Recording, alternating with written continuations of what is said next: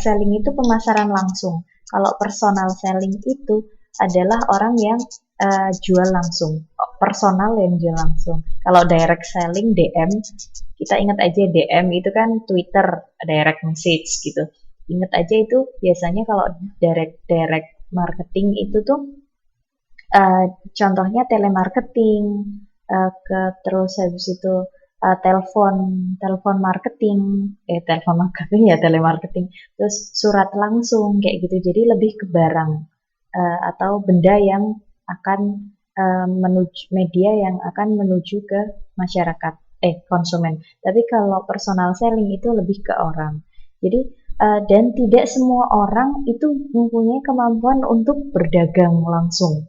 Jadi biasanya perusahaan itu harus jeli untuk memilih orang-orang atau personal yang ditempatkan atau ditugaskan sebagai personal selling gitu. Jadi karena nggak semua orang uh, punya kemampuan untuk menjual, makanya ini adalah ciri-cirinya yang paling nggak dimiliki oleh para personal seller gitu. Lanjut ya.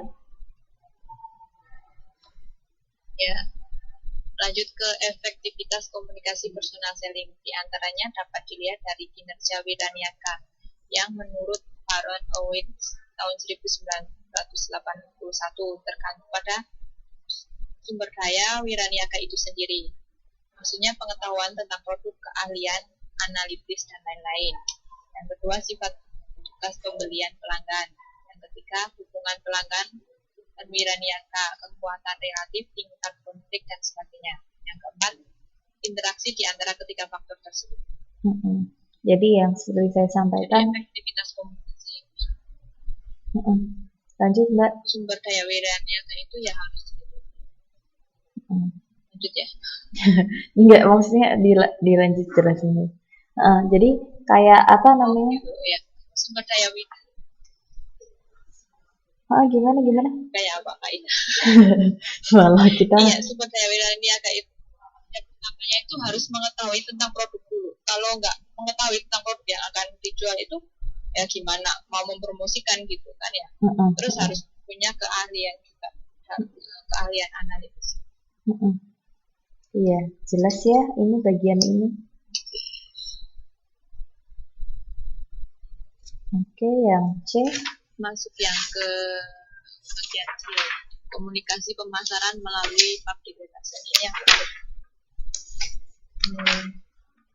PR ya kalau di atau ini pengertiannya humas.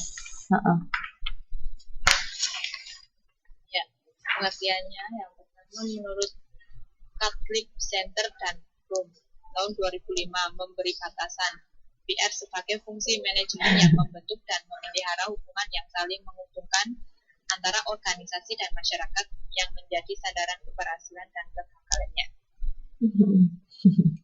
Yang kedua, menurut Jim, membagi marketing public relation menjadi dua, yaitu marketing public relation proaktif ditentukan oleh tujuan pemasaran perusahaan sehingga lebih berorientasi ofensif daripada defensif dan lebih menekankan mencari peluang ketimbang untuk pemecahan masalah. Yang B, marketing public relation reaktif mendeskripsikan tentang perilaku PR ketika merespon pengaruh dari luar. Oh, yang ofensif dan daripada defensif itu apa kamu? Jadi lebih ke karena dia MPR karena MPR-nya karena marketing public relation-nya itu bersifat proaktif MPR, jadinya MPR-nya proaktif, jadinya dia lebih ke berorientasi untuk ofensif. Ofensif itu bahasa Inggrisnya kayak lebih maju duluan gitu loh daripada defensif yang dia bertahan. Defensif.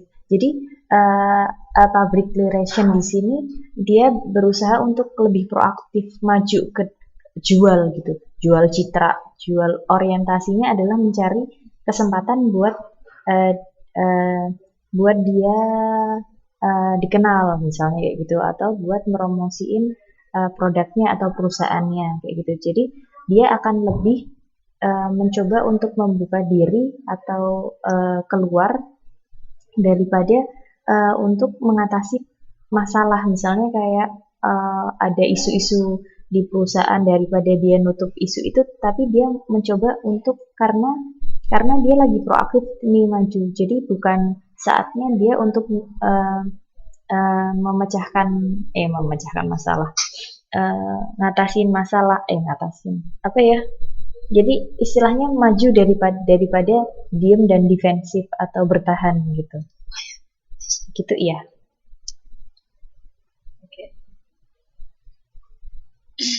Lanjut. Ya, lanjut. Efektivitas komunikasi melalui marketing public relation.